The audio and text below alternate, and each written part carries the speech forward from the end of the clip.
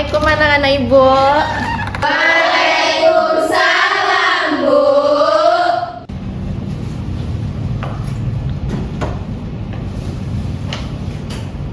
Selamat pagi. Bagaimana kabarnya hari ini? Sehat? Sehat, Bu. Alhamdulillah sehat ya. Sebelum kita belajar, alangkah lebih baiknya kita berdoa terlebih dahulu. Silakan ketua kelas Chandra dipimpin doanya, Nak. Baik Ibu, sebelum kita memulai pembelajaran, berdoa dimulai. Bismillahirrahmanirrahim. Rabbi zidni ilma warzuqni fahman. Amin. Baik, Ibu akan mengecek kehadirannya dahulu. Coba perhatikan kiri kanan, depan belakangnya ada tidak temannya yang tidak datang? Hadir semua, Bu. Baik, sebelum kita lanjut ke pelajaran hari ini, siapa yang masih ingat pelajaran kita minggu lalu? Saya Bu, Ya, silakan Laren. teks deskripsi Bu. Teks deskripsi adalah teks yang menjelaskan suatu objek secara rinci Bu. Bagus sekali Laren. Nah, kemarin kita udah belajar tentang teks deskripsi. Hari ini kita masuk ke teks debat. Sebelum Ibu jelaskan lebih jauh, Ibu jelaskan dulu tujuan pembelajaran kita hari ini. Tujuan pembelajaran yang pertama yaitu menjelaskan pengertian teks debat. Lalu yang kedua, mengidentifikasi ciri-ciri teks debat.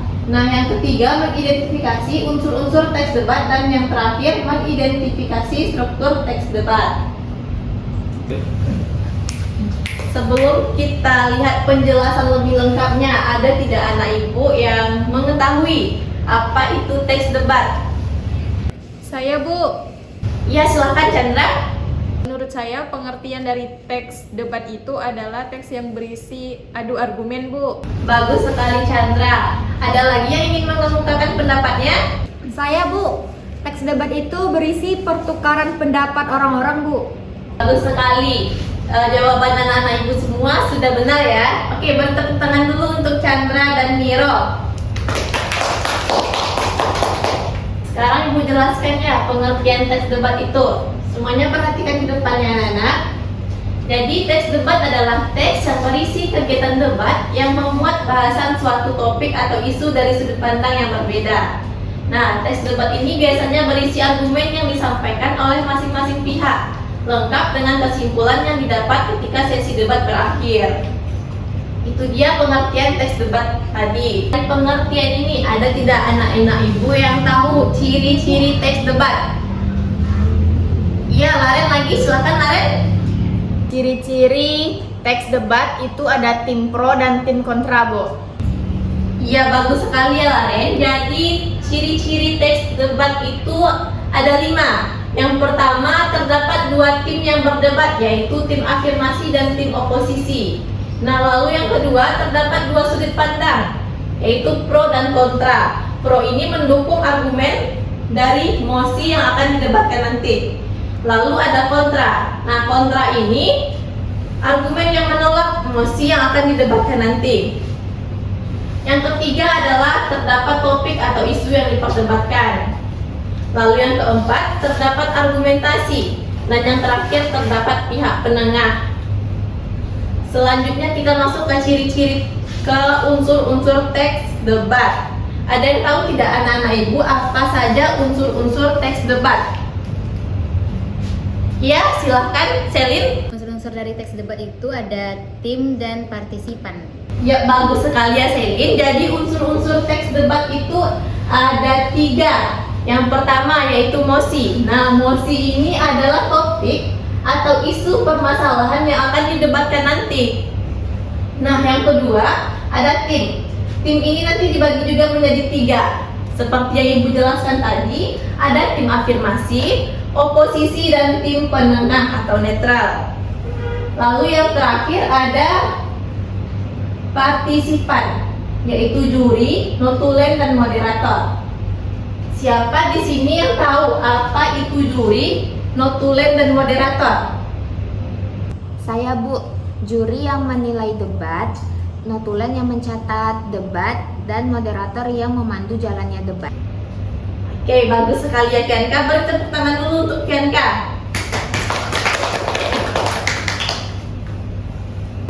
Itu dia unsur-unsur teks debat. Selanjutnya kita masuk ke materi struktur teks debat. Ada anak ibu yang tahu apa saja struktur teks debat? Saya, Bu. Ya, Chandra, silahkan nak. Ada pembukaan, pelaksanaan debat, dan penutupan, Bu. Oke, bagus sekali Chandra. Jadi struktur teks debat itu ada 5. Yang pertama pembukaan oleh moderator, lalu yang kedua penyampaian pernyataan topik, dan yang ketiga pelaksanaan debat, lalu kesimpulan dan ditutup dengan penutup. Ya, materi kita hari ini, Ibu sudah menjelaskan pengertian, ciri-ciri, dan unsur serta strukturnya. Sekarang anak-anak Ibu baca teks ini. Ibu ingin mengetahui sejauh mana pemahaman kalian tentang materi yang sudah kita bahas tadi. Silahkan baca dulu 3 menit, nanti baru kita mengerjakan latihannya.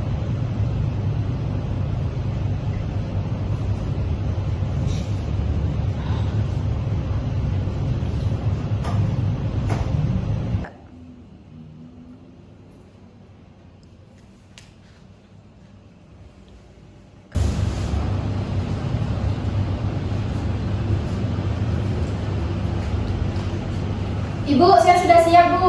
Sudah selesai, Laren? Sudah, Bu. Wah, bagus sekali, Laren. Sudah selesai ya? Sudah, Bu. Betul semua. Oke, karena Laren betul semua, Ibu beri hadiah. Kasih, Bu. Ya, Laren. Karena Laren sudah selesai, coba perhatikan teman-temannya. Ada tuh yang masih bingung di belakang sana. Nah, hari ini tugas Laren adalah menjadi asisten Ibu. Nah, pekerjaan Laren yaitu berkeliling, mengelilingi temannya yang masih kesusahan dalam menjawab soal di depan. Bisa, Laren? Bisa, Ibu. Silakan, Laren.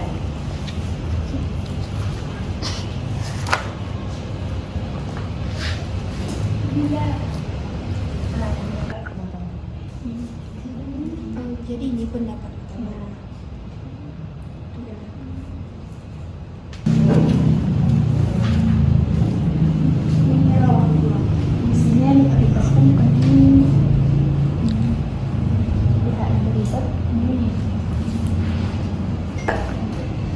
Ibu, udah selesai semua, Bu. Oh, terima kasih, Laren. Silakan kembali ke tempat duduknya, nak. Baik, Bu.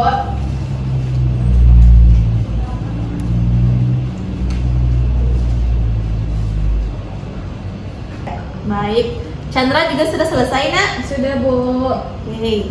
Sekarang kita masuk ke bagian simpulan. Siapa yang bisa menyimpulkan pelajaran apa yang telah kita pelajari hari ini? Saya, Bu. Ya, silakan Kianka. Teks debat merupakan teks yang menyajikan pertukaran pendapat mengenai suatu isu, Bu. Terus teks debat juga ada tim pro dan tim kontranya, Bu. Bagus sekali Kianka.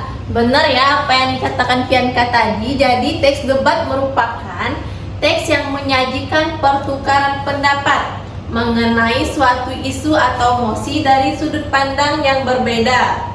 Nah, teks debat juga memiliki ciri-ciri. Yang pertama, ada 2 tim, yaitu pro dan kontra, dan juga ada unsur-unsurnya yang meliputi mosi, tim debat, dan partisipan seperti moderator, juri, dan notulen. Nah, itu dia kesimpulan pelajaran kita hari ini. Sebelum Ibu akhiri, Ibu ada tugas ini untuk kalian. Coba perhatikan semuanya yang ke depan. Ibu ada tugas untuk di rumah. Nah, tulislah 1 teks debat dengan mosi siswa dilarang membawa motor ke sekolah. Anak-anak Ibu boleh sebagai tim pro ataupun tim kontra. Tugasnya dikumpulkan minggu besok ya. Iya, Bu. Oke, karena jam pelajaran kita sudah hampir habis, kita cukupkan pembelajaran kita sampai di sini. Sebelum kita pulang, alangkah lebih baiknya kita berdoa terlebih dahulu. Silakan Chandra dipimpin doanya. Baik, Bu. Baiklah, sebelum mengakhiri pembelajaran, berdoa mulai. Bismillahirrahmanirrahim. Subhanakallahumma wa bihamdika asyhadu